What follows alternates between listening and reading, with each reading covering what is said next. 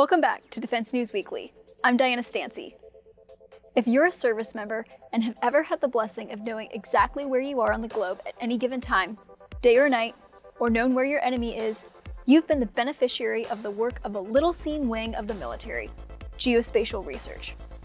This wing of the military provides a wealth of intelligence that is at the basis of all kinds of missions, big and small, providing commanders locations of roads, topographic features, rivers, towns, military facilities, anything you can think of, even subsea features and weather patterns. Additionally, they can provide information to security forces on lines of sight and obstacles around sensitive areas. Need to know where to put your firebase or weapons depot in an unfamiliar land? The geospatial specialists give you all the critical info. We talked with members of the Army Geospatial Center and Geospatial Lab about their work recently. Here's some of what we learned.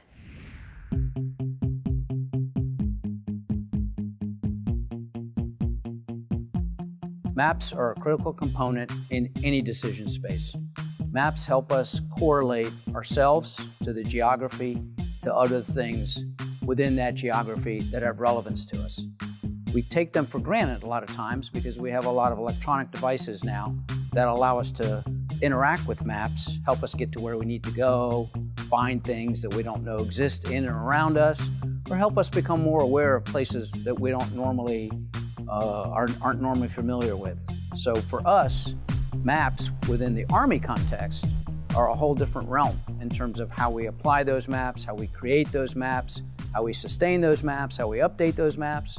And there's not a great deal of understanding or appreciation for that venue. So what we do in this building with everything around us is actually we're the map makers for the Army. We're a little different than the National Geospatial Agency or other agencies. The analogy I like to use is NGA will get you from the East Coast to the West Coast, identify the big roads for you or the major obstacles. We care about the zip code. The Army operates in unique zip codes, if you will. We create those maps for those zip codes. We help the Army put those maps on the systems that they deploy with.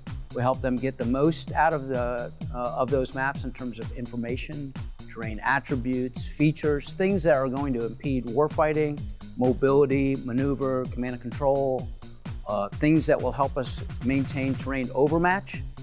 This organization is set up to deliver those products, that content, to those end users at the lower echelons, tied to the big national agencies, but more focused on those lower echelons to be able to get them the effective data that will get them the objectives that they're interested in. One of the biggest challenges that we have within our environment is standardization. The data can be derived from different sources. It can come in different formats. And so what we've gotten really good at is, one, to create common standards across all our systems.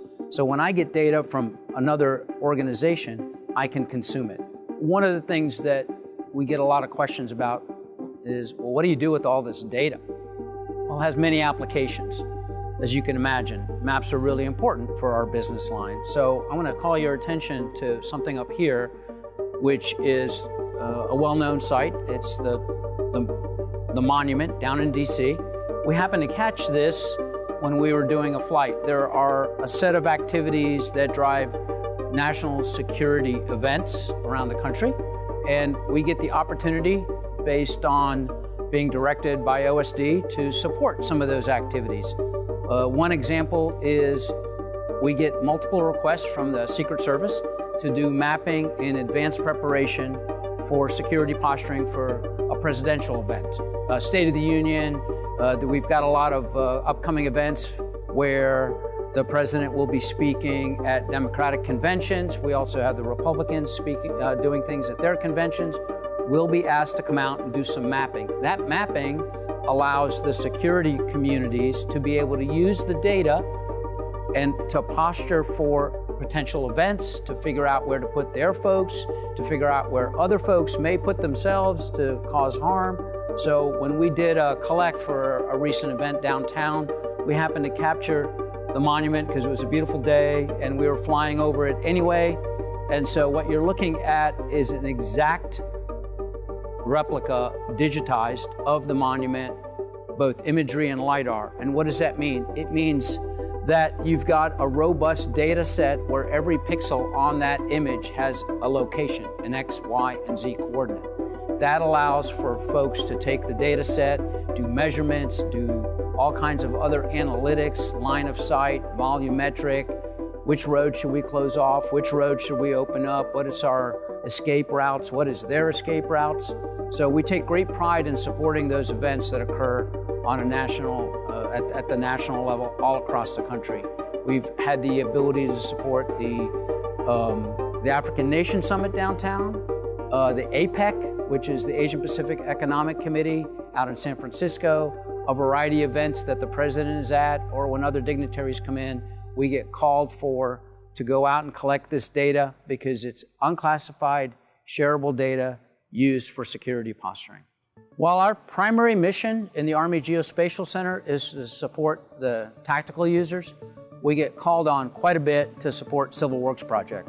I'm sure everyone has heard about the Francis Scott Key Bridge, where the ship ran into the bridge fell down, and right now you've got a tremendous amount of resources being thrown at the bridge to be able to pull it back apart, be able to clear the channel and whatnot. Well, the Corps of Engineers is in the middle of all of that. Our team has been instrumental in that we have taken the drones out and we've mapped above the surface.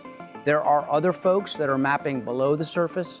We are able to take those data sets and put them in something called a common operational picture so that the senior leaders, when they're looking at the status of the bridge, they are actually looking at three-dimensional models that were created from all of these different folks collecting, both above surface and below surface. So as a piece of metal, for instance, gets removed, an updated set of images start showing up on the screen based on the collects that are taking place on the ground so that the senior leaders can see what's happening, right? So we are creating live, if you will, updates of what is taking place within the Francis Scott Key Bridge in a thing called the Common Operational Picture for the USACE Emergency Response Operations Center that's actually managing a lot of this. Look, at the end of the day, we are geospatial nerds. We're very, very passionate about everything that we do here. Not just because we love the science, but we also believe in the mission, that the data has relevance for the mission. There isn't a senior leader out there that doesn't talk about a military topic without having some kind of map behind them. That map has to be made from somewhere. We are those map makers. We are the ones that make the products that those units are using to convey information about operations. We may not make every map because they have very smart folks within their operations center that make those things, but the data comes from somewhere, and that comes from us.